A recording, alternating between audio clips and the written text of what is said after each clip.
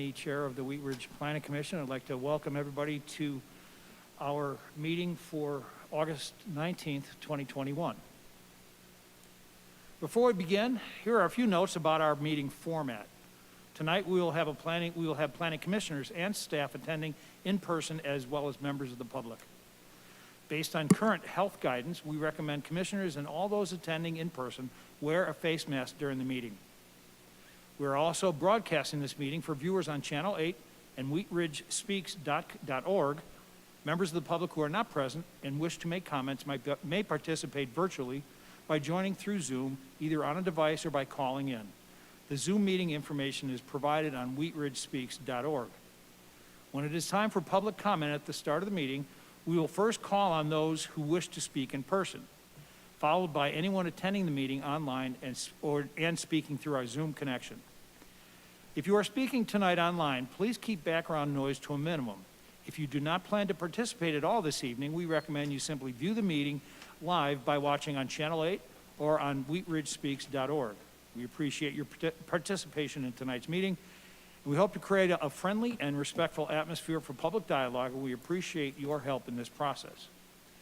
I'd like to now call to order the City of Wheat Ridge Planning Commission for August 19, 2021. May I get a roll call of members, please? Melissa Antle. Present. Christine Disney. Present. Will Kearns. Here. Daniel Larson. Here. Scott Ohm. Here. Jahi Simbai. Here. And Ari Krichiver and Janet Leo are absent tonight. Thank you. The next order on the agenda is the Pledge of Allegiance. Please stand and join me in the pledge. I pledge allegiance to the flag of the United States of America and to the republic for which it stands, one nation, under God, indivisible, with liberty and justice for all.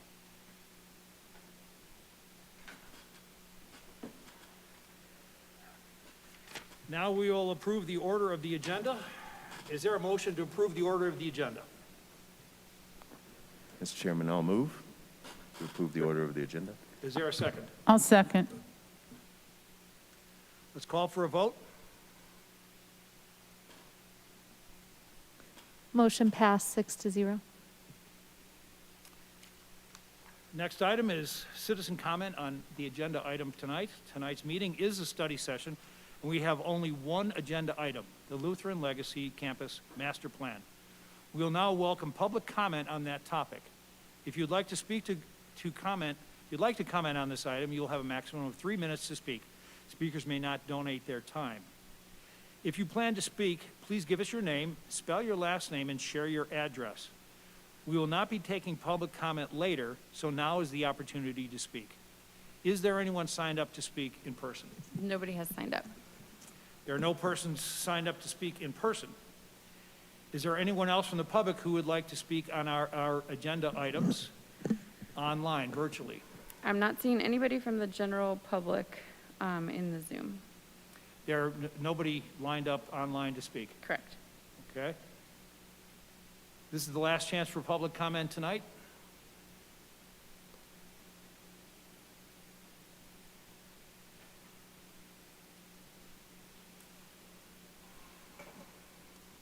Thank you. I will now close our public comment period.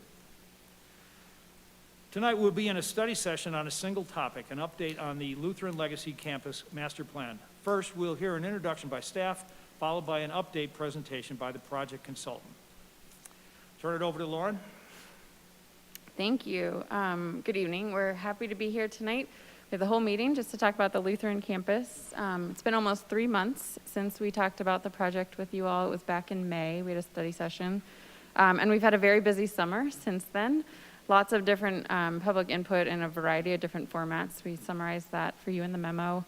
As of this week, we've actually already exceeded 2,000 unique visitors to the project site. So awareness of the project is increasing and sort of ever improving, which has been great to see. As you know, that's a relatively new platform that we have in the last year or so.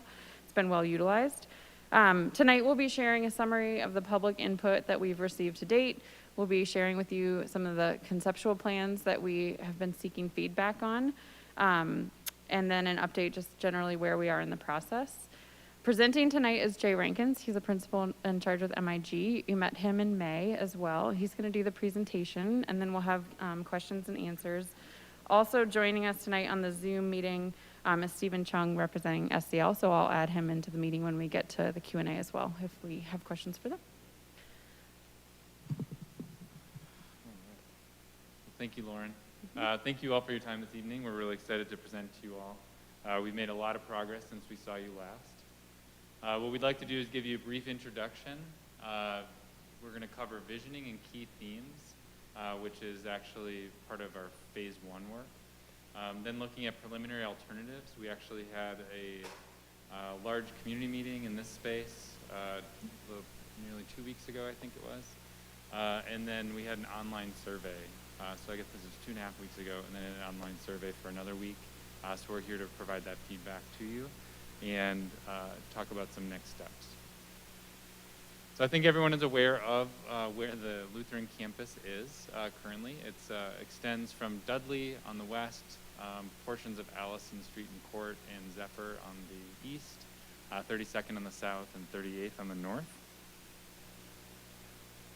One of the things that we've been really trying to remind folks of throughout the process is we don't want to look at this property just in isolation. When the comprehensive plan was developed and the structure plan, a different future for this campus was not really contemplated. It was designated as community open space and an employment center, which as a hospital campus makes a lot of sense. As we're contemplating a different future for this campus moving forward, we want to think about how does that fit within the larger city landscape as well as the regional landscape. How does that help meet certain different community needs as articulated in the comprehensive plan more broadly as well as in the more recent NRS work. So in the phase 1 work, we were really talking big picture about what people wanted to see, didn't want to see. And we started on May 1st with a self-guided campus tour, which ended up being a pretty large sort of outdoor open house. We received a lot of input. We had a series of stakeholder steering committee meetings during phase 1, and those have continued since. We presented to you all in initial study sessions back in May. We've done 2 rounds of focus groups. The first round being in this phase 1 with a neighborhood group, community group, and a business focus group. Public meeting number 2 was a virtual meeting where we got into, and I'll present some results from that in a second, got into different areas of the campus. So instead of just that broader look, looking at different zones as we had mapped them and what people wanted to see and didn't want to see. That was replicated online. We did facility focus group tours with some of the public partners because people had begun to articulate this desire to maybe see some civic uses on the site. And then finally, email and phone questions and comments throughout. This is not meant to be legible on the screen necessarily, but just a sample of how we've been capturing a lot of comments. Most of the outreach has in fact been virtual. So we've been using mural boards to capture those different ideas and comments and share the screen. So this is just a sampling. Some of the key takeaways from round 1 community focus groups, people wanted to really consider the reuse of the existing facilities.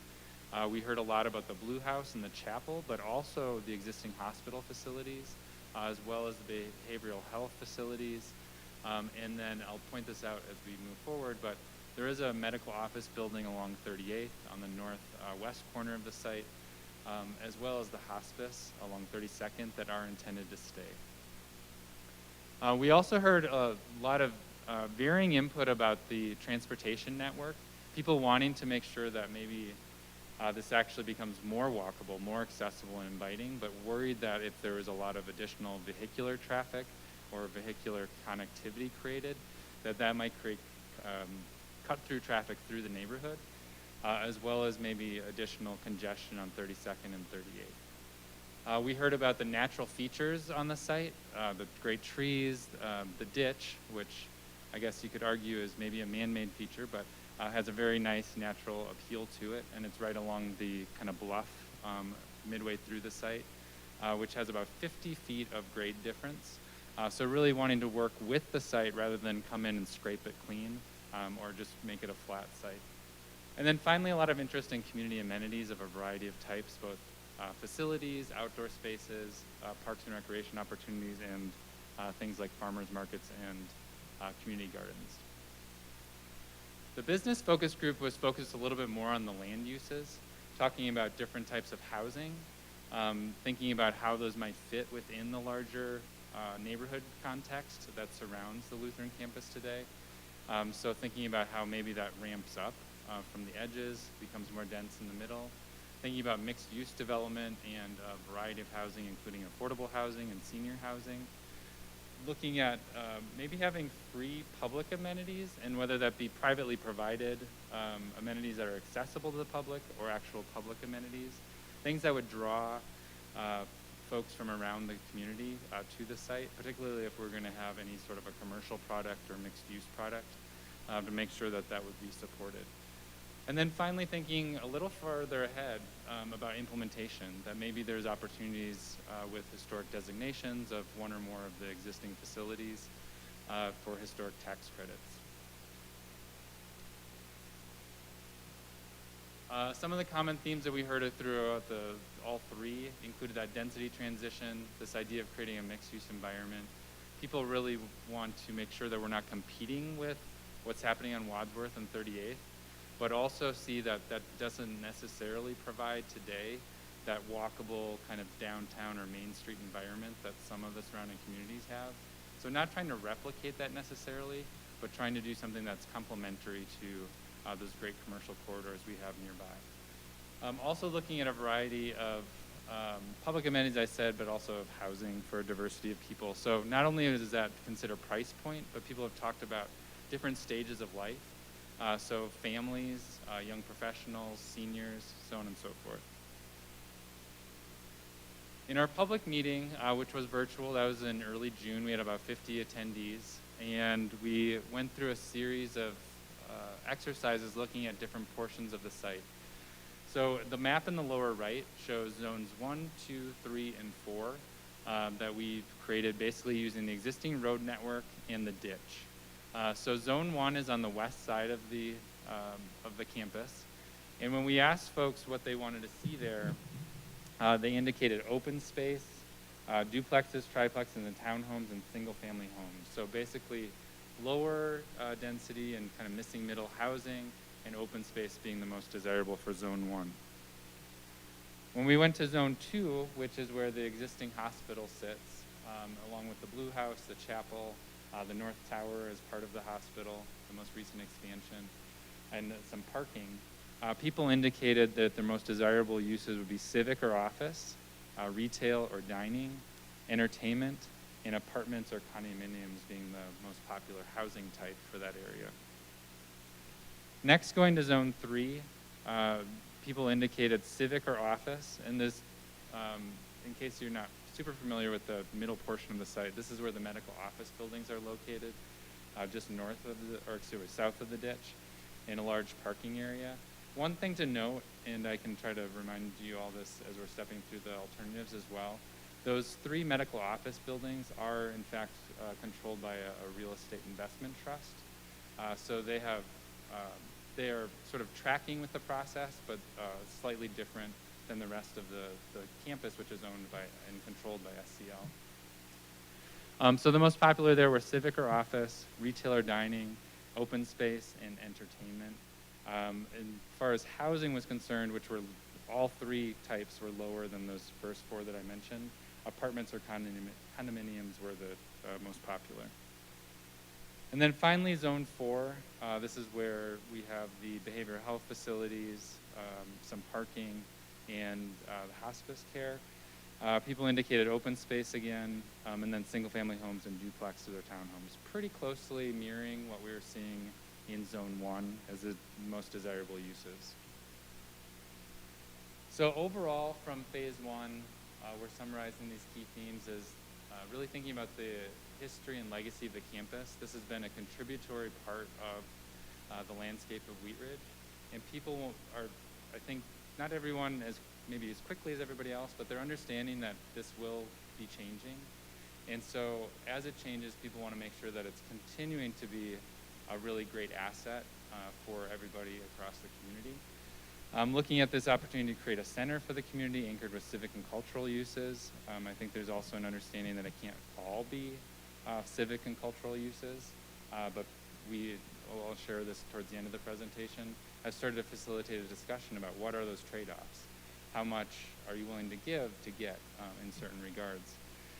Looking for, similarly, parks, open space, particularly as buffers to those existing homes.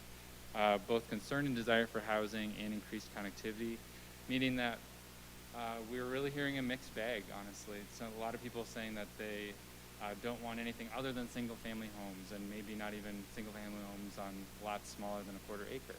Whereas other people are saying, this is our opportunity to create a diversity of housing, so we want missing middle housing and apartments and condominiums, because where else are we going to do it? Similarly on the connectivity, people wanting, particularly, and maybe this is a consensus, better pedestrian and bicycle connectivity, but really kind of mixed ideas on additional vehicular access or circulation. And then finally, that idea of creating some locally serving retail, dining, and entertainment. So that brings us to our preliminary alternatives. So coming out of all of that input from phase one, we developed 3 alternative concepts, and we really tried to make sure that all of them were sort of optimized and sort of conveying different ideas that we had heard, and in some cases that I mentioned to you were conflicting, but that all of them really could work and reflected the input from the community. So our common starting points for these were thinking about the existing regulatory considerations. I think you all are well aware of these, but the new residential development height limit of 35 feet, new non-residential development height limit of 50 feet. We have looked at portions of the hospital, the North Tower, the original hospital building and some of its expansion exceed 100 feet. And if those were to be adaptively reused in the future, those could actually include residential, non-residential, and could retain that height. And then also looking at the overall density limit of 21 units per acre. At 100 acres for the entire campus would be 2,100 residential units. Well, I'll show you a slide in just a second. There is probably demand to absorb that over a 10 to 15 year time period. It would be very challenging to fit that many units on this site, given the desire to keep some of those natural constraints, the existing roadways, so on and so forth. Then thinking about, of those 100 acres, what is sort of spoken for already? We have about 6 acres in the Rocky Mountain Ditch. The 2.5 acres for the Foothills Medical Office Building and the hospice. That's in that northwest corner and in the south, respectively. So it's another 7.5 acres. About 7.5 acres for major roadways, especially when we start to think about those probably being brought up to some sort of a city standard at 75 to 80 feet wide at least. The North Tower probably has the best ability to be adaptively reused. There's portions of the building that are still in shell condition, and it's a relatively new building. So of all the spaces attached to the existing hospital, that's probably the most likely. Not that it's a guarantee that it would be adaptively reused, but about 3 acres. And then thinking about office uses, the medical office buildings that I mentioned, controlled by the REIT, are about 6.75 acres when you include the buildings and the surrounding landscaping and parking. So that leaves us with just under 70 acres that we're really kind of playing with in these different concepts.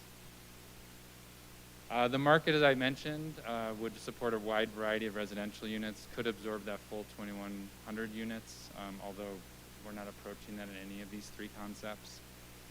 The retail and commercial, you have to kind of keep in mind that this is not, it's off the beaten path a little bit. It's not connected to 38th, it's off of Wadsworth. And so we need to kind of couch our expectations appropriately. So our market analysts on the team, Economic and Planning Systems, have indicated that that's probably about 50,000 square feet. So a coffee shop, a few restaurants, maybe a small locally serving store. Then the office and employment I had already mentioned, somewhat equivalent to what's already on site. And then looking at the employment legacy, the big takeaway here, we've listed some ideas that have come up through the process and that our market analysts have vetted, but mainly that idea of having one office user, one corporate, tenant come in and, develop its own campus it's a possibility, but it's very unlikely.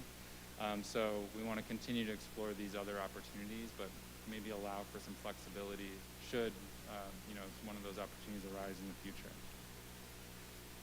And then because we've had so many concerns about the traffic, we wanted to just look at what would happen.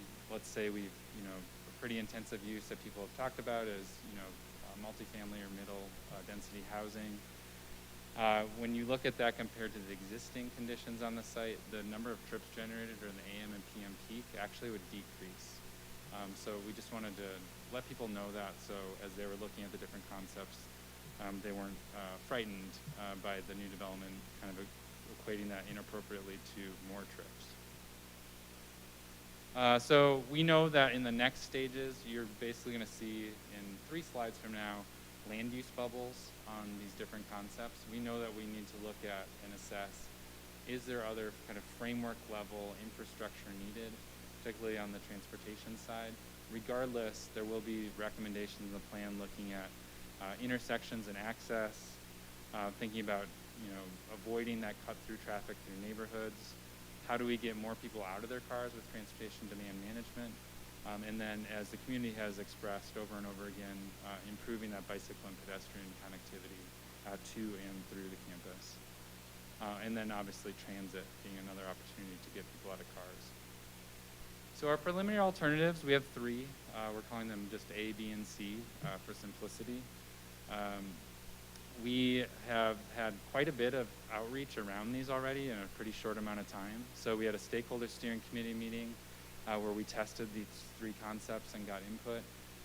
We had the round 2 of neighborhood, community, and business focus groups. The public meeting number 3, What's Up Wheat Ridge online engagement extended another week beyond that meeting. And then earlier this week, we did a study session with council, and then the study session this evening with you all. Similarly, a sampling of our focus group mural. Our public meeting was on August 3rd. We had over 100 attendees, actually, a really great turnout. And then that online survey. A couple things to point out on the survey. We had about 164 total respondents, 93% of those living in Wheat Ridge. Higher percentage of females than the overall population in Wheat Ridge, about the same on the race, with 91% identifying as white. And then age, despite some of our earlier outreach and even the community meeting, which tended to be sort of lean to the older population, we ended up having a really good dispersion of ages on the online survey. So we feel as though across all those different methods, we got a really good representation of the overall community. And similarly with how long people have lived in Wheat Ridge, a good distribution again. So I have a series of diagrams, a plan view. You'll see an oblique aerial shot, some precedent photos, and then we'll summarize what we've heard so far on each concept from the community. So this first concept really looks at what the community expressed in terms of low-density residential, basically single-family residential most likely, on the west and south edges. This actually retains the behavioral health facility, West Pines on the east. It does introduce townhomes, which was something that was sort of supported to a certain degree in the community meeting, but something we wanted to test in at least one of the concepts that's on the east, northeast side. Conceptually, this puts Civic right in the middle of the site, multifamily north of the ditch with mixed use and retail along 38. So in this concept, we'd be trying to maybe have a breadcrumb of retail or commercial kind of connecting to what's happening eastward on 38. With really the rest of the site being multifamily and then that Civic tucked in the middle. So some precedent images for those looking online, some bullets in case they're not hearing me speak about this.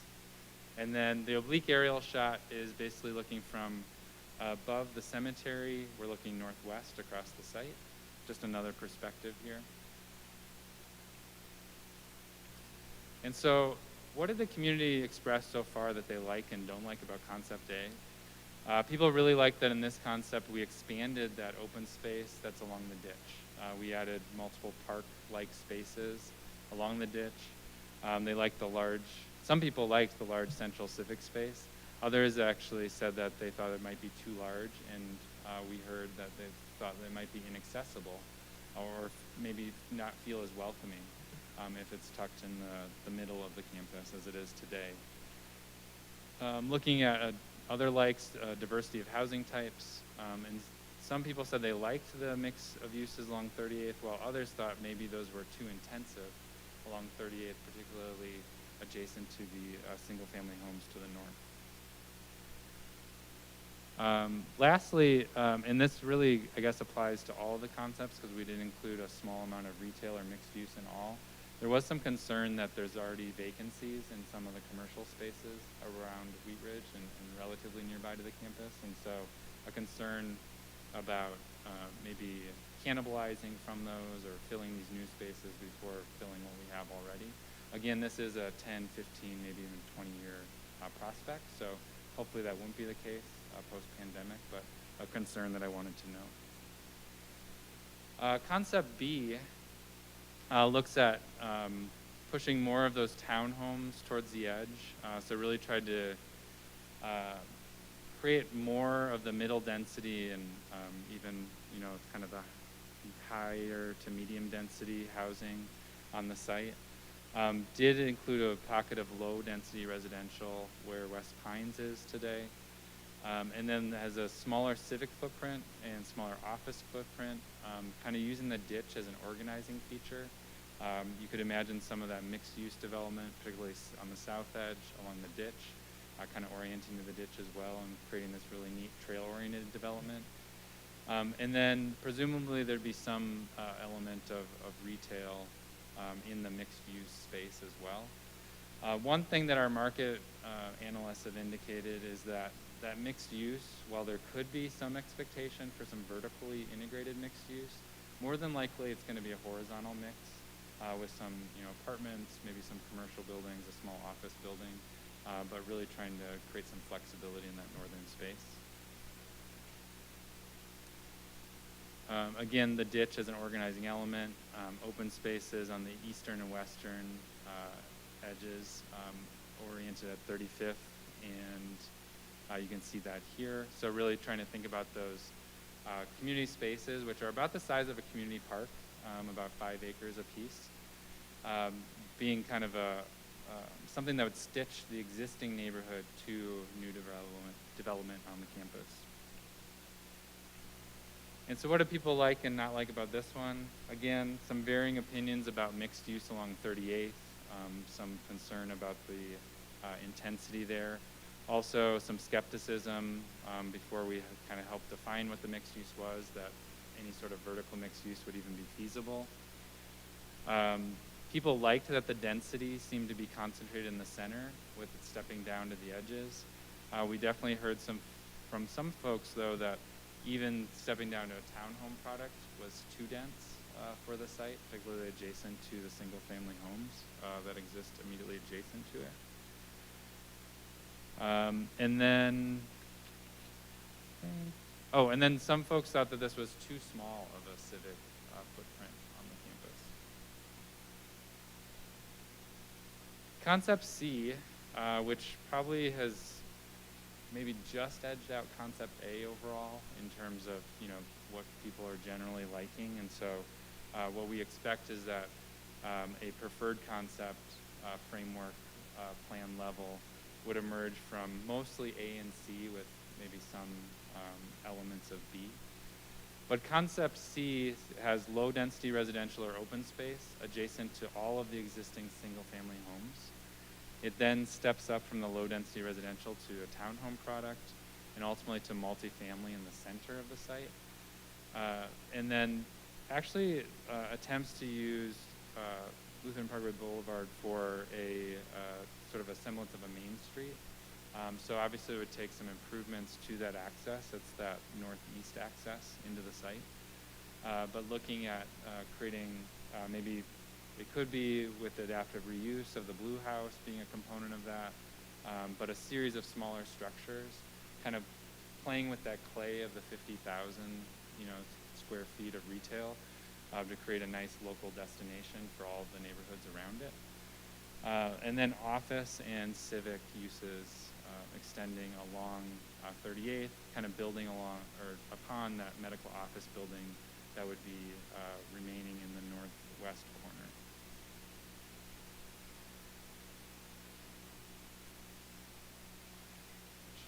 So the likes and dislikes. So we actually had quite a bit of support for this idea of the Main Street concept, although there were definitely some dissenting voices. Some people thinking that that was inappropriate to have a Main Street that close to the existing neighborhoods. The parks and low density housing buffering the existing community, I think, was, as far as the adjacency to the existing neighborhoods, probably the most preferable. Accessibility and connectivity for the current residents, thinking about being able to access the site and maybe even that retail for the people who were fans of that through open space and on trails. Density concentrated again in the center and stepping down to the edges. Some of the dislikes included the open space along the Rocky Mountain Ditch and the green connectors through the site. They'd like to see more of it. So they're kind of keying in on those other concepts. We were hanging more of those kind of open spaces along the ditch. This sort of retains its existing footprint. Some folks thought that there was too much multifamily in this one. And then also the amount of office space was a concern. People really kind of hanging on to the idea of this being an employment center, a major employment center for the community, and thinking that we're losing too much of that in this particular concept. So last piece here, and then Lauren and I and Steve will be available for questions and conversation. But we wanted to start to have this conversation about trade-offs. So far we're in kind of this, even in those oblique aerial views, we're in a 2D, colored bubble kind of format. Some of the density is inherent in a low-density residential, townhome, you can kind of imagine. But when we come to multifamily, it's unlikely that a multifamily product would be developed within that 35-foot residential height limit that exists today. And so as people have been talking about wanting more civic space, more community space, park space, open space on the campus, we have been keying in on some of the folks who have been talking about, well, I'd be willing to have some more density if we had more community benefits as a result of that. And so we asked the question explicitly in the community meeting and on the online survey on Let's Hope Wheat Ridge, sort of linking either no additional height with no additional community space. We did low, medium, and high. And I think honestly, myself heading into it, I was assuming it was going to be no or low as sort of the emerging kind of consensus. And at least from the folks that we've heard from so far, which would be about 265 folks, we're hearing that medium is actually kind of the preference. A medium increase in height, which wasn't defined. It wasn't a specific, number of feet, but medium additional height for a medium amount of community space. I not only was a little surprised by that, but the next question asked where people thought that should be on the site. And my assumption, based on a lot of discussions already through this process, as well as some of the detailed input we're getting from focus groups, was that Zone 2 would emerge as that, likely space for increased height, because it already has 100-foot plus buildings. It did emerge as one of the more popular spaces, but Zone 3 actually, kind of right in the middle of the site where the existing medical office buildings are and large surface parking, actually kind of rose to the top with 47.8% indicating that would be their preference. So as we move forward, we will begin exploring what that height and what that trade-off looks like in more detail. What we know for sure is that folks really like this idea of the sort of lowest height, lowest density on the edges, particularly adjacent to the single-family neighborhoods, and really, are at least beginning to open their minds to or even embrace this idea of additional height towards the center. So this is just an example of one of the types of studies that we'll be doing. This is of the campus as far as the topography. So it's the top line there is extending from 32nd on the left to 38th on the north.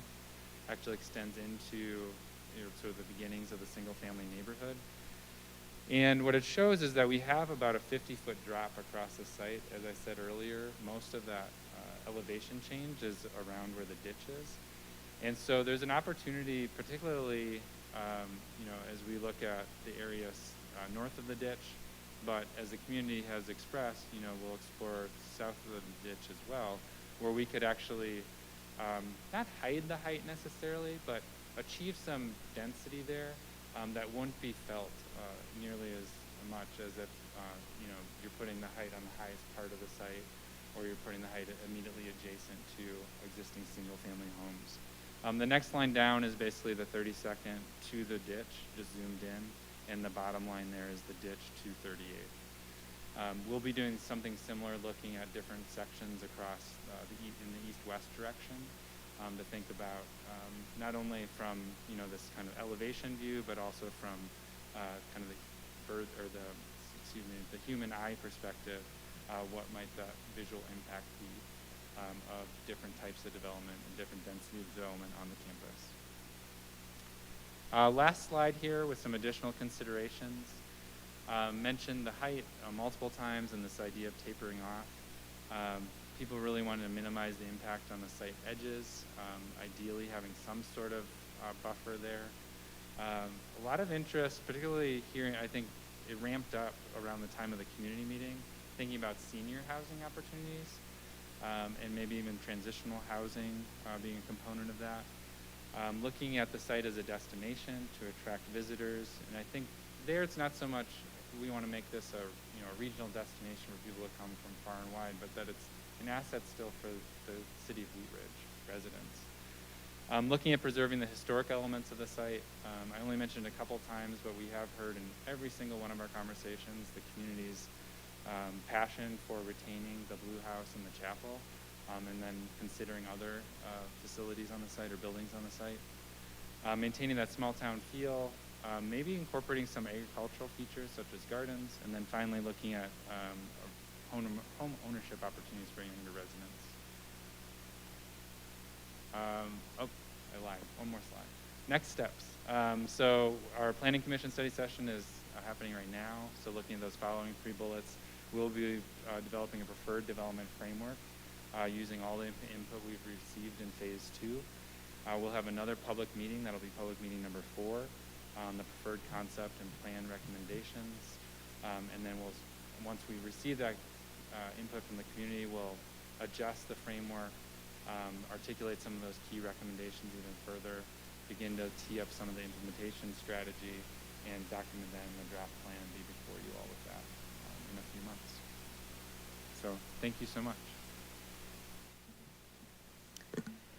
Mr. Chair, before we jump into questions and answers, we did have one single member of the public join us in the Zoom format, and they got in touch with me during the presentation. He missed the public forum, and you do have the option to waive your rules temporarily if you're inclined to hear a comment from our one member of the public joining us. So the request is a member of the public would like to speak online. Yes. Any commissioners object? Then we will allow it. Great, thank you. Everett, can you hear me? You should be able to unmute yourself and go ahead and talk about the Lutheran plan. Yes, can you hear me? Yes, thank you. Thank Everett, you. can I really quick get your address, please, and the correct spelling of your name? Yes, my address is 9395 West 38th Avenue. It's EVERETT, Coleman, COLEMAN. Thank you. Thank you. I guess I just would like to speak and advocate for the importance of the land itself. And I heard mention of agriculture maybe once or twice in passing. And I'd really like to put a spotlight on that, and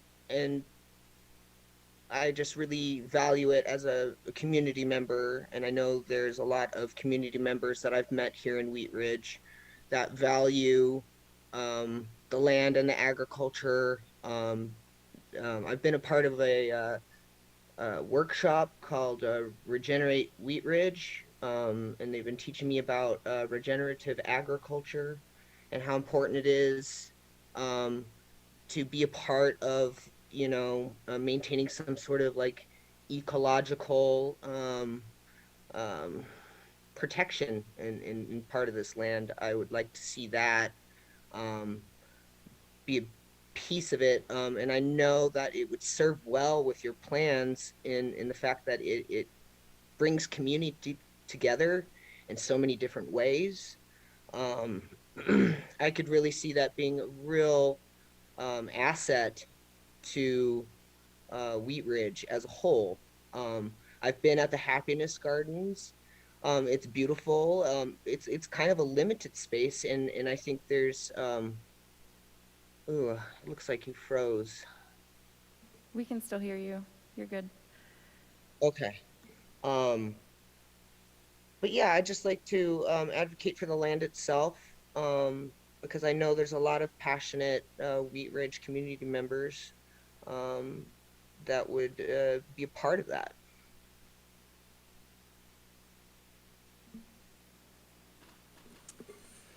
Thank you for your comments, sir. Are there any other members of the public that would like to speak? No, they're not. Thank you for allowing that. The balance of the meeting is really a chance for you all to ask questions of Jay and myself and Stephen Chung. He's the Senior Vice President of Real Estate with SCL. I honestly can't remember if we had the chance to introduce him to you in May or not. We did. Okay, you're nodding. Maybe we did. Sorry, it's been a long and busy process. So he's here too, so I'll enable his ability to speak if you have questions for him. Unlike some study sessions, we're not seeking specific consensus or direction. It really is just a chance for feedback and questions and answers, so you feel like you have your heads wrapped around it and you can give us open feedback. After this meeting, we'll be sort of drafting the master plan, and so the next time you'll see it is when we're requesting you to adopt it as an amendment to the comprehensive plan in October. So I'll turn it over to you. So Lauren, so I understand that the interim will continue, there'll be a master plan developed, and then the master plan, the draft, will come back in front of the planning commission? It will be essentially a draft, but it will be sort of the final draft, I guess we'll say. We'll present a draft at the September 22nd public meeting, kind of an open house format to say, we heard everything you've said since April, here's where we've landed, maybe a few small tweaks, but the October meeting will be a public hearing format, requesting a formal motion to recommend, hopefully, approval of adoption of that plan as an amendment to the city's comprehensive plan. So no more work session. So then if there are, we get down the road and there's a development involving a building that request that comes in for a building, say, taller than what the permits are allowed, what is permitted, that then would come back as an individual item before planning? Yeah, Or- that's a good first question, just a good reminder maybe on how this process relates to the whole spectrum of development cases that you all see. So at the broadest level, we have the citywide comprehensive plan, Envision Wheat Ridge. That's our 20-year document. This document, like some of our other 38th Avenue corridor plans, the transit area has a corridor plan. This is an amendment to the comprehensive plan that says we've got a specific area that we need to have a more specific guiding document for. The next step after this master plan process is complete is that the property will be put on the market and interested developers or buyers will approach SDL, will very likely approach the city. We'll be provided with this document that says, here's what we expect as a community. And then they will have to go through a zone change application. And that is very likely the next time you will see something as a commission related to the property will be that request for a zone change. Could be a mixed use district, could very likely be a planned mixed-use district where you'll see something property-specific that outlines how their proposal complies with the master plan. Okay. Yes, that helps a lot. Sure. Thank you. Yeah. Rather than poll the commissioners, I will just kind of open the floor to whoever would like to step up with a question. Commissioner Disney? Thank you. My first observation of the three examples that you give is that really you're paying attention to the east, west, and south side of this development, considering low density. It appears that the north side is where you're putting in a concept A, mixed family, mixed use in B, and then in C, we finally get everything pushed back to the middle. There is a residential neighborhood to the north of this property that I represent. I've heard from residents in that area who are, one, concerned, as you mentioned earlier in your comments, about cut-through traffic. Of the three examples that you've given here tonight, I prefer concept A with the amendment or alteration and flipping the Civic closer to 38th and moving the mixed use, as people have indicated, wanting it more towards the center. I do think that there probably is a little too much multifamily towards the center and the Civic towards the north side. I'd like to see more park in all of these. And I guess my overall observation is every square inch of this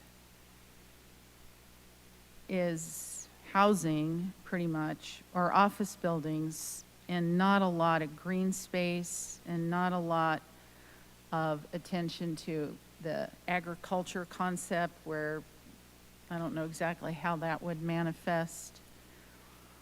I'm thinking about a development as you go north on 287 towards Longmont, and it sits on the west side of the highway, surrounded by trees, and when you get back in there, it is a lot of really neat single-family homes, some townhomes, which are very nice, and I don't believe there's any apartments. And it would seem that this 69 acres gives us an opportunity to come up with something really unique like that area is. I want to comment also on the process. I'm very impressed at the attention the city has given to this, taking input from residents, educating residents on how development happens, and surviving the public comment meeting where we had some people who were less than hospitable towards you. That was totally uncalled for. And I'm grateful that Lutheran is engaging in this process, because I know a lot of people are afraid they'll just sell the land and let whatever come what may. So this is reassuring. I would just like to really emphasize, representing District 2, that we would prefer to have the heavier density stuff pushed towards the middle, and that area along 38th either be offices or retail or Civic, as you show in Concept C, and not have so much housing right there in our face as we look towards that development from our sleepy little neighborhood. That's all. There we go. Thank you, Commissioner Disney. Commissioner Ohm. Thank you. The first question I have is, we had a case a long time ago that had, it's in my neighborhood, it has like 90 townhome units. And on that particular project, I recollect that they said there were 750 peak daily trips for those 90 townhomes. Does that sound about right? That could be, yeah, usually it's about, you were gonna say the same. There's an ITE, International Transportation Engineers. They come up with a number of trips per day per land Right. use. The table that we saw tonight was the peak hour, not the total, so. Okay, because it's, because I'm looking at it thinking like, well, that project was 8.33 trips per unit, but this one's only showing 1.11. You want to speak that, the difference? And I just, a question that I hear from people is, how much traffic is there? And if I look at this, it looks like, well, there's really not that much daily. Yeah, so the table that we included is specifically 1 hour in the AM, the peak hour when you see the most travel due to school traffic, people traveling to work, commuting to work, and then Okay. the PM peak hour. And the other number that you're referencing is the total day. So it includes both AM and PM peak added together, plus all those other 22 hours. So we can, when we come back to you, we could have that information if you'd like. Yeah, I'd like to see the total daily peak hour traffic. And then on the, going a couple pages more, they're not, and it might help if this is, it might help, it's hard to refer to which ones because there's no page numbers on, but it says potential multimodal connections. And one of the questions I have is, if we're adding the 2,100 housing units to the site, that's going to potentially be, quite a few kids going to school. I know that I bike up and down. I go through the hospital all the time. I go bike up and I go on 32nd and out through Clear Creek. And yesterday, as I was biking, I saw the high school. There's no sidewalk that connects the hospital all the way to the high school. And so that individual she's on her phone, which is typical of teenagers. She's not even paying attention. She's in a bike lane, and I got a car on the left of me, which is a little nerve-wracking because, it's not very safe. But she doesn't really have any options because there's no sidewalk. And so I would really encourage the city to really look at, like, hey, if we're going to add 2,100 housing units, there's obviously going to be a lot of kids going to that high school. We really need some safe connections to that. Thank you. Could I just, one Yes, clarification? yes. The 2,100 units was just looking at the charter's limitation of Right. 21 units per acre. In the concepts that we're showing, we're probably in the 800 to 1,200 unit range, just Okay. for context. Yeah, and I appreciate that, but it's at any rate. But you're absolutely right about children and families, and yes, absolutely. Yeah. So then I'm looking at Concept A.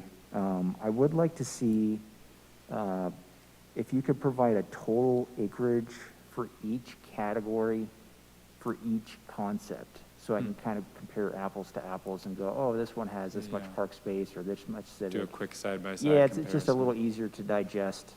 I can see it graphically, and my quick comment is overall, they're all really interesting. There's going to be some stuff I kind of like, some stuff I maybe don't like, but they're all definitely have some merits on them. The one question I had is, and I'm very familiar with the site, with the elevation, everything that's going on.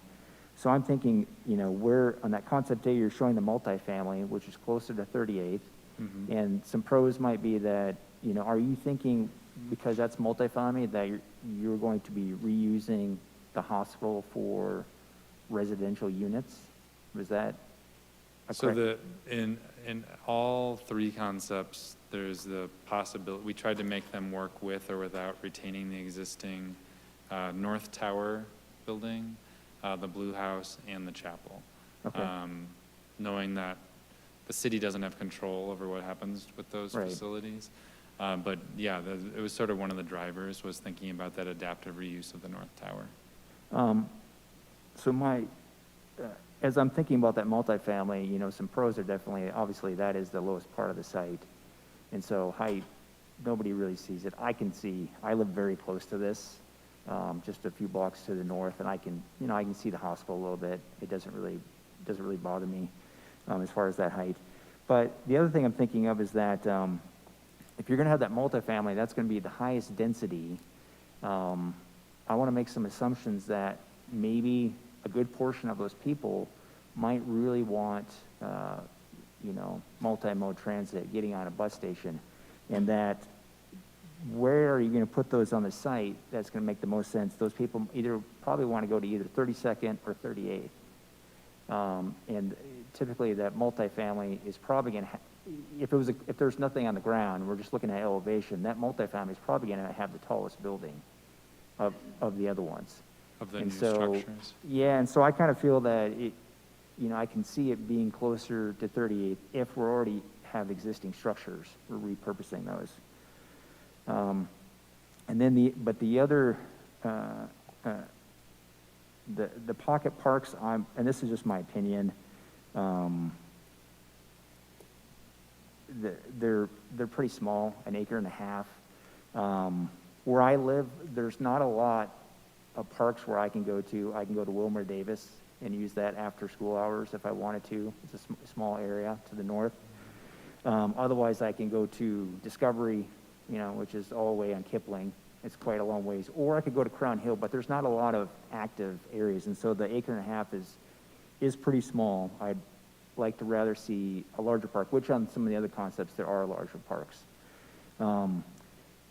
Where you're showing that townhome on the far east side, south of the retail, I know that I know right now it's a detention, and I know reading some very old city council comments that has been a problem for those residents of getting inundated with water. If you put the townhomes there, you obviously would have to get rid of that detention. Would that detention be, I guess, split up and moved around to other parts of the project site? So, yeah, for clarification, on the east side of that eastern access road, there is parking and then a detention area. Detention, yeah. So in all of these colored blobs or shapes on here, we would have to account for drainage. Okay. We'd have to account for landscaping, a certain amount of pervious surface, as well as parking. So they wouldn't be wall-to-wall townhomes Okay. in that circle or any of the others. But yes, that would be a really important consideration, as the drainage and the impact on the adjacent properties. And then I think probably my last question is on the last one, the concept C. I think the retail is interesting, having that, across each other from the street. That generally is a good thing, to have that retail opposite each other. But I do have concerns of that very narrow park space that we would be creating. And my concern is that's going to become an area that is be perceived as not safe. Because you're going to be hidden. You're going to have a fence on the east side with homes, and then you're going to have retail. And I'm just not sure, and I understand the scale, I just feel like that space is going to feel not very safe for me to want to go. It might be kind of an attractive nuisance. And so I have some concerns over that. Just it's that linearness right there, having that park right there. That's just my concern. So that's all the questions I had and comments. Thank you. But overall, these are really interesting concepts. You have a tough job trying to figure out the pieces of puzzle and all the different layers that you're looking at. There's so many different layers. So I really appreciate the time and effort you guys have put into this. Thank you for the comments. Thank you, Commissioner Ohm. Yeah, Over I here, Commissioner actually, Antle. yeah, I kind of want to step back a little and just ask maybe some more kind of how we got here type questions, and it's more related about, how you decided how much of what to put where. Because I know you said you did kind of a market analysis, and I'm kind of curious, like, compared to, how our comp plan looks at and distributes future projections and needs for housing. You had said you know, there's only so much appetite for commercial or office in terms of a market. I'm curious about the multifamily option. I know certainly we need to provide affordable housing.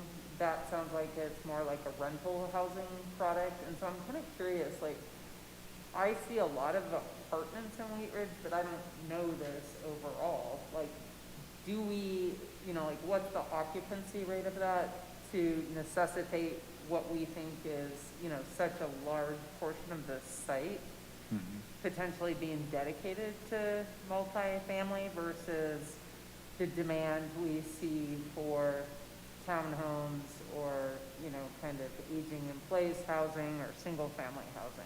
I mean, I presume you guys have done some technical assessment in that area? Yeah, so as far as sort of prioritizing the different types of housing, that was not part of our scope, but as far as looking at the absorption of different housing types, that was. So the multifamily, as indicated, as C happens to be on the screen currently. So C has you know, what is it? About 22 acres of multifamily housing. It's unlikely that that could be absorbed over the next year or two, but the market analysis that we did looked at a 10 to 15 year absorption. Assuming that the height limit is retained across much of the rest of the community, the assessment is that a 4 to 5 story multifamily product across 22 acres could be absorbed over the next 10 to 15 years. And that's even considering, I mean, this is partly rhetorical, I mean, this is considering the new multifamily housing we've built already. So our demand is there where we Yes. could absorb that. Okay. Yes.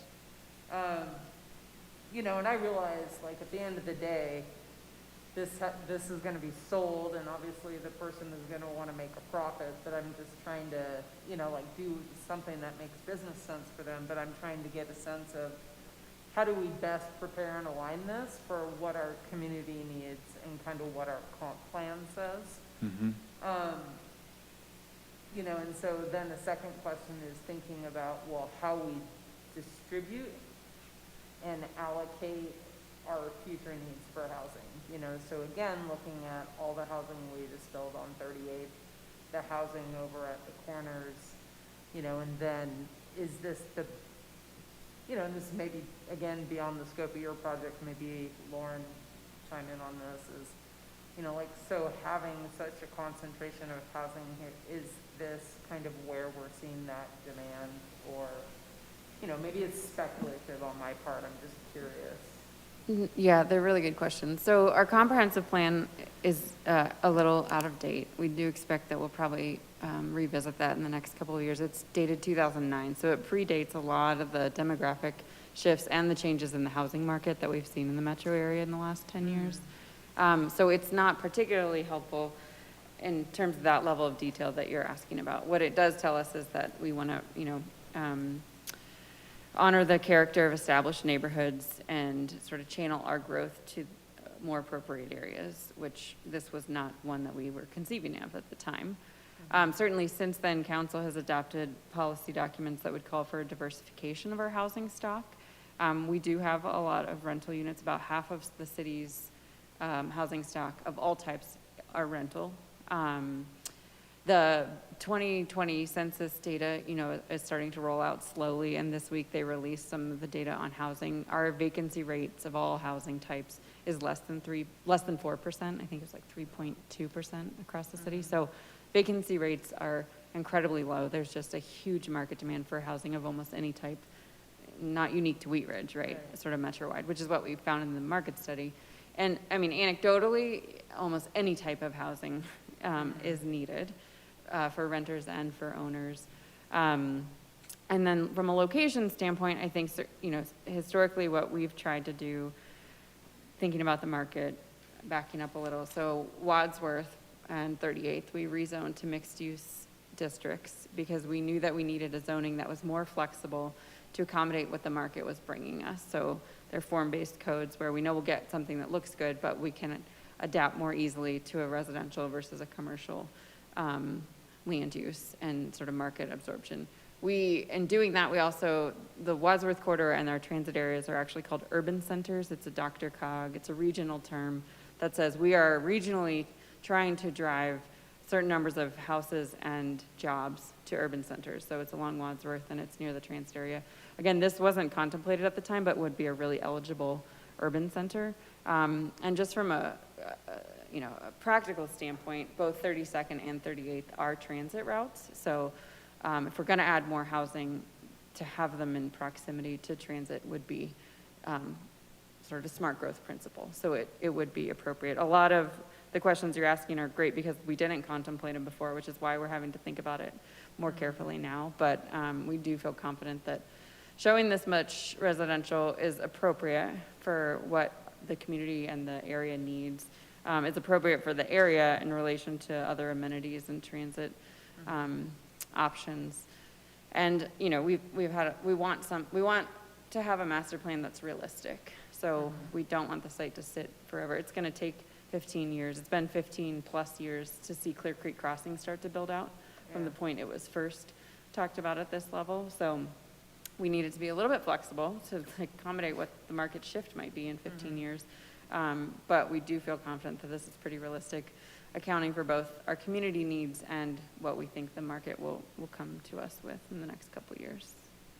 Okay, thank you. I do have a few more questions. I Sure. know we can circle back, but just in terms of that, I still think I would rather see I would say the concept that has the least amount of multifamily and distribute that multifamily more towards Clear Creek Crossing because of my concern with maintaining kind of a specific neighborhood character in that area. But that's just my preference. I equally want to ask a question about, kind of thinking of the park concept. I really do see a deficit in larger park areas in our community. So curious about, do you have like an internal planning team that has participated in this and said, wow, is this an opportunity where the city could maybe come in and use some of its park dedication fees to provide for a larger park area? I hate to say regional park, but, if we think about trying to create a stronger identity in Wheat Ridge, I mean, you've dedicated space for civic space, and so maybe there's a library or something you envision there, but that would require city purchase to do that. I would advocate for, looking, because we're hearing across the board the need for more parks and open space. And so I think something that envisions, talk about creating a sense of place. So much of our identity is wrapped up in our ag heritage and the existing adjacency we have to open space and Clear Creek, all those types of things. And so I'd like to see a concept that really expands on that a little more, even if it involves some sort of coordinated funding with the city. Because like you said, this is like a once in a lifetime opportunity, and thinking about what will Wheat Ridge be in the future. We're kind of contained here in this one little area, and we have a unique opportunity to kind of enhance our identity as a city itself, and one that's based on kind of celebrating our heritage, which is that kind of parks and ag heritage. So just thinking about that and how that may or may not align with your recent parks master plan, and any plans you have for civic uses that could be, instead repurposed for parks. I think that's everything for now. I may think of something else, but I've dominated for a long time. Thank you, Commissioner Antle. Mr. Simbai? I think these are more comments rather than questions. When I was thinking about this site, I was thinking of, I had the dream of like the mini downtown for Wheat Ridge, because we don't have something like that. And so the concept that came to my mind was density on the edge and then sort of like a reverse downtown. It got open in the middle, sort of more idyllic. That's not in any of these concepts, and I know Commissioner Disney would not like that idea, but I wanted to just throw that out. I mean, because in the perception of traffic, if things were on the edge and things in the middle were less dense, it seems like there would be no cut-throughs. There'd be no reason to cut through because there's really nothing going on in the middle other than maybe walking space and a few homes here. So I just wanted to throw that out. But I am hearing what Commissioner Disney's saying. I mean, I'm interested in maybe more you expanding on what that looks like on 38th across. I'm not close. I mean, I'm close, but I'm not going to be affected in my home by this development. So I guess I would want to know the commissioners that are close. I'd love to hear more about what that edge looks like to you all, so I can, just have that for my own information. Thank you, Commissioner Senbai. Commissioner Disney? Maybe just to respond quickly, so from a market standpoint, there's just not a whole lot of demand, and we don't want to cannibalize 38th and Watt, so there wouldn't be enough square footage or acreage to go around the entire perimeter and fill it. From a sort of blank slate urban design standpoint, you're right, like an old traditional, neo-traditional downtown, you start with the density and you wrap the neighborhood around it. We, as you all know, have observed infill like this. It's a much harder model to bring to a community that feels really well established. So we have tried really hard through this process. You heard us at the very outset of trying to balance the market realities with the public input, because we know we have 10 years of entitlements, the zone change next, and then site plans and specific development plans. And we really want to come up with a design. While some people would love that idea, and while you definitely would see that in sort of a new urbanism model, it's probably not politically the most realistic for our community. And certainly the resident opinion is welcome. We're all zoning and land use nerds at heart. So if this was a grad school project who hadn't, grad student who hadn't gone through as many public hearings as we've all done, that might be something that came to the top earlier. But we've tried to stick to our commitment to the community to really let their voice drive some of this outcome. And I can be pretty honest in saying that has not been the majority opinion so far. It's a great idea, and it's a really cool urbanistic design, but just not one that this particular neighborhood has supported. Thank you, Lauren.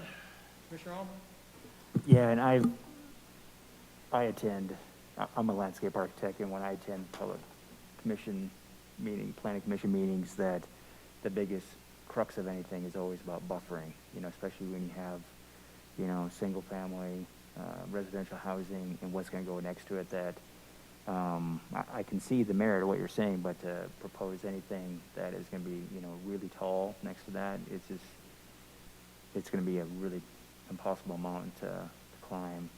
And I see what they're doing with the concept is there's, the lowest density is kind of around the outer edge, then you're building up some of that density, but we have a unique situation where we have that existing hospital that can be, adapted, reuse. But the one comment, or I guess I have question is when I look at that, and it's a very interesting site because these roads, the way they kind of come together and they're kind of curvy, and then we got that Rocky Mountain ditch. It's a very unique geography, and then the elevation differences. When I look at this, the first thing I think of, and I know we're looking at the buffering, we're looking at the density, is I just keep thinking, and like I said, I've spent a lot of time. I biked up and down Dudley, and I biked up and down Lutheran Parkway many, many times, and I've walked by it. Is I just feel like the heart of this project kind of wants to be, as we're looking at this concept C, is like where that multifamily is. I feel like that's really kind of the heart. You're up on the high ground, and whatever that is that wants to be kind of like the soul and energy for the project.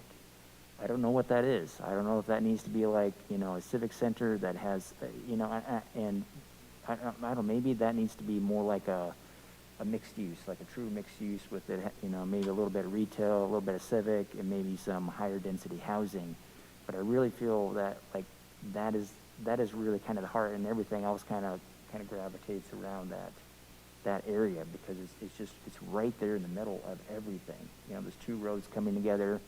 You're on that. When you're out at that site, you're at the highest. So whatever gets built, kind of in that general area, I really feel like that's going to be the sweet spot. If it's a townhome, if it's multifamily, that's where I'd want my views. I'd want to be in that particular area, whatever that's going to be. That's where the park is. Think of how they I- designed Flat River Park downtown, Mhm. where the highest point of that park, Yeah. that big green hill, I- and then they have the housing around that. And so Yes. it's like, I really like the way you organize that thought. It's like, it is kind of with the elevation, it kind of becomes the heart or the defining feature. Yes. So my mind says the park. Yeah. No, I agree. And what I was, You want the new urbanist. I know. I mean, that's what I'm thinking. Maybe it's a mix. I have seen a subdivision north in Nevada where that's exactly what it was. Is you had the park like right in the middle, and everything gravitated around that, and that was the center, the soul of the community place. Yes. Or it's civic, I guess. It could be Civic too. Yeah. That's why I like in concept A, in that area that you're talking about, Commissioner Ohm, we have the Civic. If you could flip it, I mean, if you're going to use the existing hospital for housing, I have doubts about the feasibility of that based on comments I've heard from people who have worked in that building, construction workers, and people who say that there's, boy, a lot of asbestos, and especially in the Blue House. That's the reason why the Blue House isn't being utilized, is because there's a lot of asbestos in it. Maybe that's a rampant rumor. But I like the idea of less, Commissioner O'Toole, multi-family and townhomes, seniors, more parks. I know that density provides opportunity for some affordable housing. I'm not sure how much affordable housing you'll be able to put in here based on market demand. I know that there are many seniors that live in the surrounding area that want to stay in Wheat Ridge, and there's really no place for them to go. And they might not necessarily want to be living in a development like there is at 44th and Wadsworth. But townhomes don't work for seniors because they don't want to walk up and down stairs. That's why Wheat Ridge is attractive, because we have so many ranches here. So it is a very difficult thing, but I do like the idea of the heart of that property being someplace where people can gather with parks and amenities. An amphitheater would be nice, although we have that really nice pavilion now in Anderson Park. I got to listen to Hazel Miller during the Carnation Festival, and man, was the sound amazing, and man, was she good. So it would be nice to have something like that a little bit closer to 38th, east of, Wads, someplace where people could walk and just mingle. So that's my last comment. Commissioner Disney, if I may, I have 4 questions I'd like to throw out at you guys. First, what is the real potential for reuse of the existing hospital building? Not counting the chapel or the Blue House, but the existing hospital building.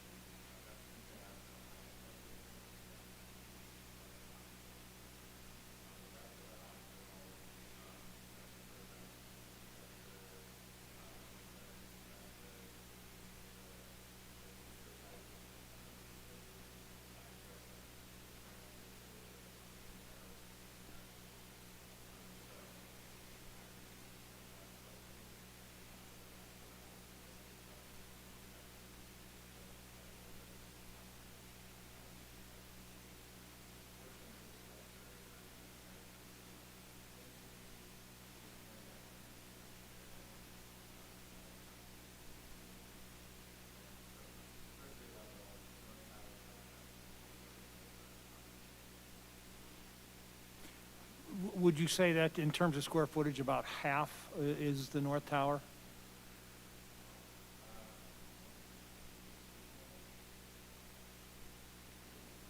Steve, did you hear that question? Do you have a sense of if the north tower accounts for about half the square footage of the hospital?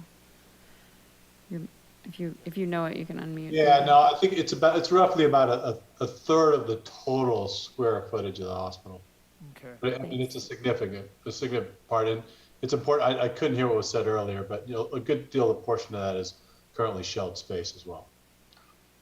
Thanks. So it would seem likely that when it comes time to develop that, the existing buildings, one may be okay for recycling and the others probably would not. Yeah, I think one of the challenges with the north tower is that it is new space. The problem is getting the infrastructure to support it because the cut that's currently supporting the larger hospital, that would have to change, and hospital infrastructure to support a building that's not medical anymore. You'd want a more cost-effective structure as it relates to electrical, air handling, et cetera. So that's probably the engineering conundrum there, is that if we take down the other parts of the hospital, how do you support that? How do you support the north tower? And I think Steve used the term CUP, that's Central Utility Plant. Yeah, okay. Yeah, well, that makes sense then. You'd mentioned that there are the two medical office buildings in Zone 3 that are not owned by SCL, they're owned by a REIT.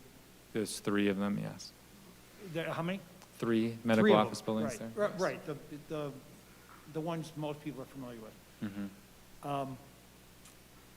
Does that not create a bit of a hurdle for this project to get over if there's an existing use there, and if the owners decide that they want to continue operating a medical office building while all this development is going on,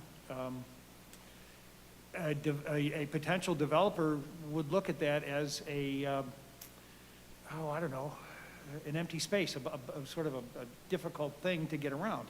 It's like when you see the pictures of the high-rise building and the guy with the office or the house right in the middle, surrounded by this brand-new building because he didn't want to sell. Mm-hmm. Doesn't that create an issue? Well, We don't think so. I mean, it's similar to how when we rezoned 38th Avenue to mixed-use neighborhood, we're not trying to get rid of anybody or any building, right? It all sort of contributes to the quirkiness of Wheat Ridge. I mean, in this case, to be honest, the city is interested in moving municipal facilities potentially into one of those buildings. We've outgrown City Hall.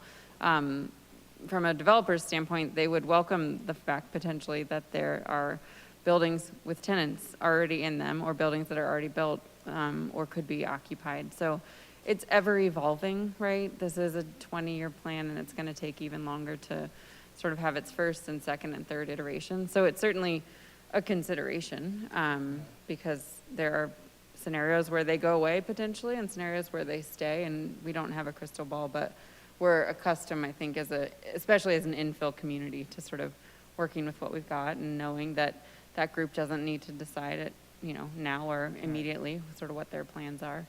Sort of cross that bridge when you're talking to a potential investor. Exactly. Yep. Does the Real Estate Investment Trust own the parking lots? No, we own the parking lot, and we ground lease the space to them. They own the buildings, but we own the land. Okay. All right. Thank you. And how do you define civic space? That's a very good question. So in our conversations, it's evolved a bit, honestly. Originally, we were thinking that it would be a civic or a campus, kind of a mini campus of civic facilities. And in the various conversations, while that is still true, that we'd consider at least one or more civic buildings or facilities being a part of that civic designated area. A lot of discussion has been about the large central park, a plaza space to host events, this idea of maybe a flexible amphitheater, type of space. So I think it would be all of the above. It could it could be any number of things. Correct, yeah. From a library to a fountain. Yeah.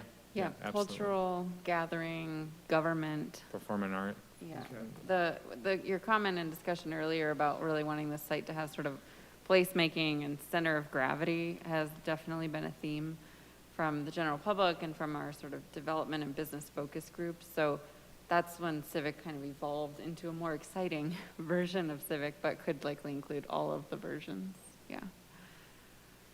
And then one of the things, and I brought this up in our last meeting, was the net loss for that part of the city in terms of jobs. And so rather than get into the sort of potential for any sort of well, let me just back up here.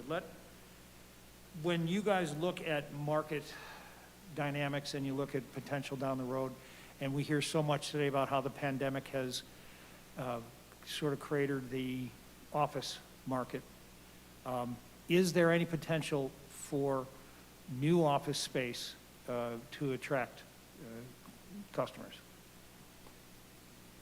Yes, yeah. Class A new office space definitely is attracting customers. They tend to want amenities nearby at this point in time. And so particularly if we were able to couple, you know, a reasonable amount of office with, you know, maybe retail destinations or dining, this great kind of civic or open space, it could definitely be attractive. And the potential for different types of commercial properties, from office space to retail. It just seems that in most of the concepts, it is kind of sort of a second or an afterthought. And I understand the importance of housing. I understand the importance of open space. But again, given the fact that the hospital and many of the jobs are going away, and some of them are migrating out to Clear Creek, it would be, I think, it would speak very well of the city of Wheat Ridge to develop some attractive commercial or office or retail space basically in the heart of the city. Yeah. Yeah, so I think it was concept B. Again, this idea of this mixed use is more about creating that flexibility to, if the office market were to bounce back, if, you know, we achieve a certain level of sort of, I guess, number of new residents, and the residents that are nearby already really support the retail, maybe there's more retail potential, creating that flexibility. So not necessarily that has to be in this configuration, but the concept of, you know, an area being devoted to this kind of flexible mixed use, I think is intended to respond to your comments, sir. Great, thank you. And Commissioner Carnes, I apologize. Did you have a question? I have a lot of comments, and I'm going to try to keep it short because it's already 8:30. This project is literally in my backyard. I'm on 32nd Ave between Cody and Dudley, and I'm a YIMBY. I like this. I think this is going to be a fantastic asset to the community, and I really think you're doing a great job, Jay. Thank you very much. And you're doing some hard work here, and it shows, and I really appreciate the work you're doing. Okay, so let's get started. Concept A, I think this is the best park design. This park seems like it flows the best. It follows the Rocky Mountain Ditch. I think it's going to make the best use of large existing trees. I really like the large civic area, but I get that it's taking up a lot of space in what could be sort of the urban core of this development. The mixed use at 38th Ave and the retail seems realistic to me for being this far off of Wadsworth. So I think that sort of makes sense to me in terms of the sizing of it. And multifamily, yeah, I think you could easily switch that with the Civic. But, I don't know, that multifamily area seems like it's already in, a place where there's already a large existing structure. So I don't feel like it's gonna really encroach on the neighborhood too much because there's already a giant building there. So, concept B, I think that the civic space is a little bit small. I do like the large mixed-use area in the north side. I think that makes sense for that large building. The townhomes on the west and south seem pretty close to the R1 residential, but I do like the amount of park space that you've integrated some park space in with those townhomes. And then concept C, I love the main street that you've proposed. I understand Commissioner Ohm's concern about that sort of linear park behind it. I'm wondering if we could do something where we just expand some of that retail space, but then you're butting up against those homes behind there. So I think that if we had a hard time leasing all that space along that main street, that you could easily turn it into an art district for the city. Like, rent it out to artists. It'd be a fun use for that if it's tough to find leasees for all that. Let's see. Multifamily in the core seems a little much, but I get that we need more housing options in this city. This option has the largest amount of parks from my calculations, and I think this option also has the best step down from the center core down to the low-density residential at the edges. Okay, so my comments. Could the Blue House and Chapel become civic uses? Is that a possibility? I don't know, something to think about. Then Dudley Street needs a sidewalk. It has a sidewalk partially, but it ends at where the hospital campus begins. So when Commissioner Ohm was mentioning, people needing to walk to the high school, in order to do that, they're gonna walk down Dudley to the south.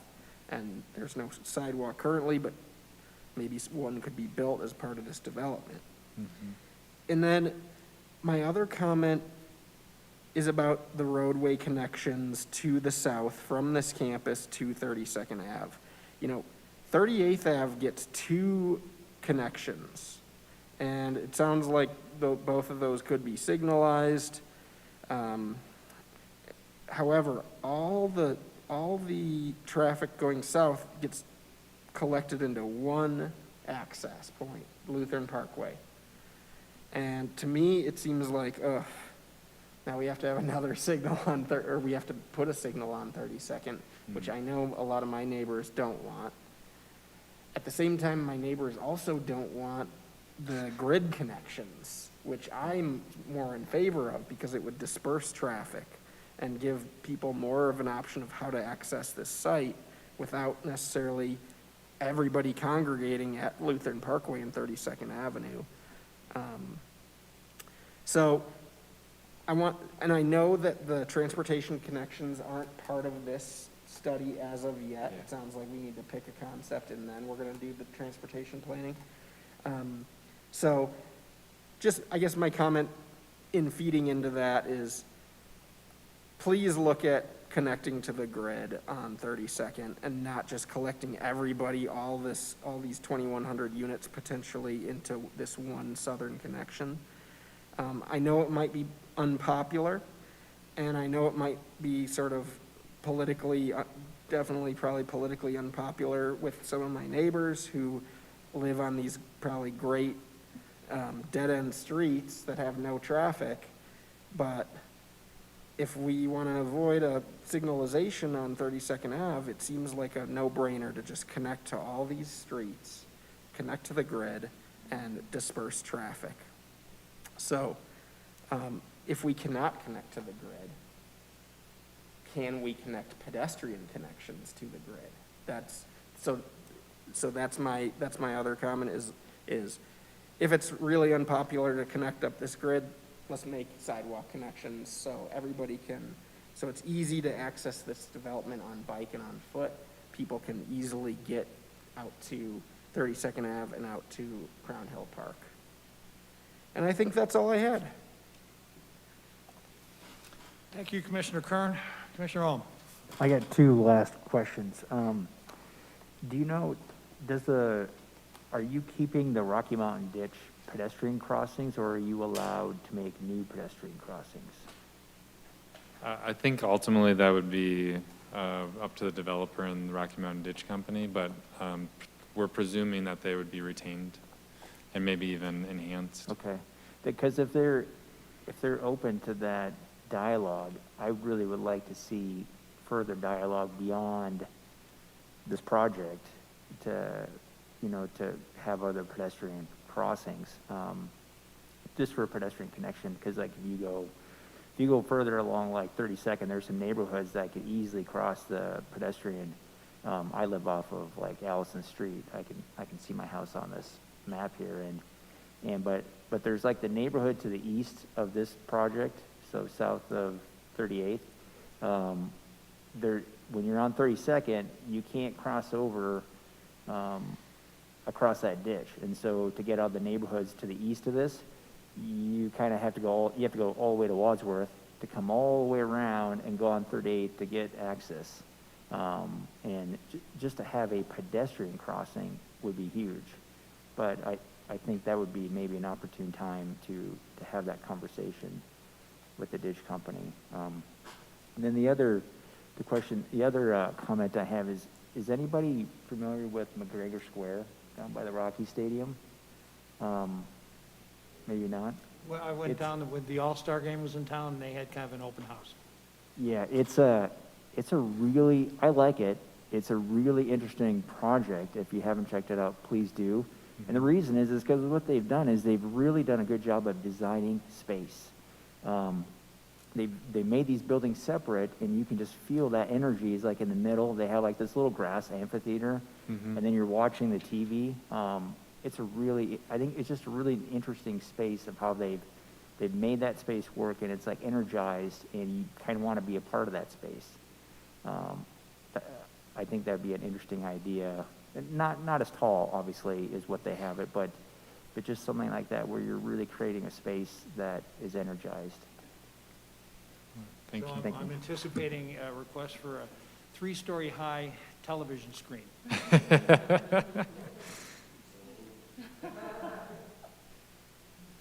Any other questions? Commissioners?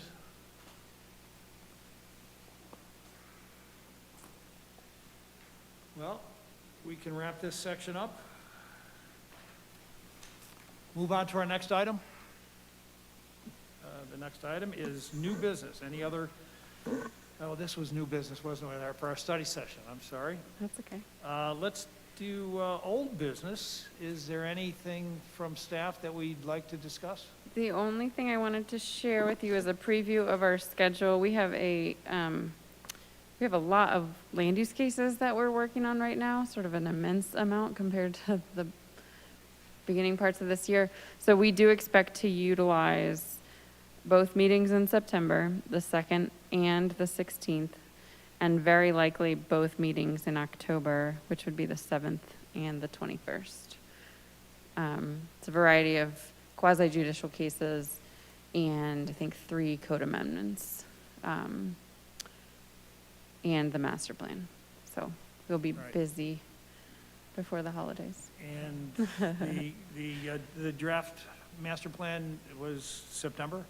October. We'll have October. the draft at a public meeting in September on the 22nd and also posted online, but then the hearings in October, Okay. both at Planning Commission and Council. Will that second session in September be a study session, or will there be activity? All cases, all 4 of those dates will be land use cases Okay. or Thank code amendments.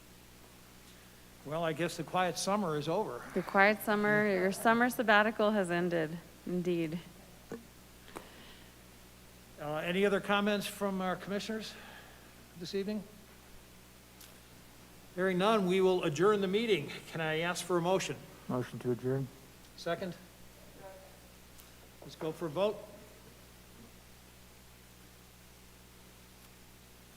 Motion passed 6-0. Thank you. Meeting is adjourned.